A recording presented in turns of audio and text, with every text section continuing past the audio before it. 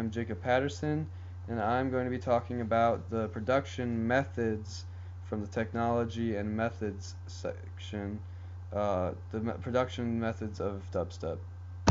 It gets its influences from two different places, and using those two different influences, it makes this whole new innovative sound. Dub music, which is reggae, and two-step garage, which is a type of electronic dance music.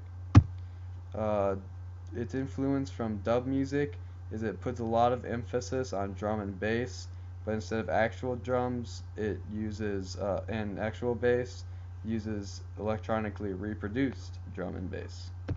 Um, Two-step garage, which once again is a form of electronic dance music, puts emphasis on beats 1 and 3, unlike typical EDM, and dubstep does this as well. This creates like a halftime feel, which keeps the feel slow, while the actual tempo is pretty quick, usually around 140 beats per minute.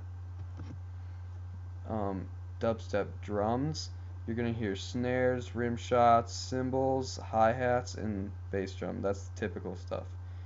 Um, but instead of hearing a typical set sound, you're gonna there's gonna be a lot of edited effects used, like echoes, delays, and reverbs. And since the accents are on 1 and 3, there's a lot of empty space to fill.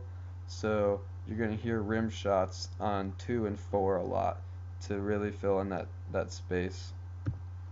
Um, Dubstep bass. Dubstep bass is usually electronically reproduced by either computer software or an actual synthesizer.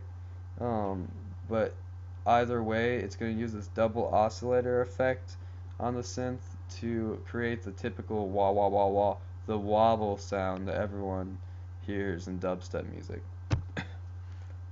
Typical synthesizers used are the Moog Slim Fatty, the top picture, the Korg Mini Korg, which is below that, and the MIDI controller, which is over here on the right side. Other distinct methods used are frequent level change that gives us like roller coaster effect, and it's going to build up and drop a lot.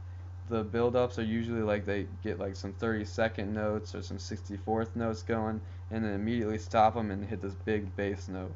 And that's a big part of the innovative dubstep sound. As far as barriers to entry goes, this is seen across the music industry right now. It's really easy to get into this industry, so to say.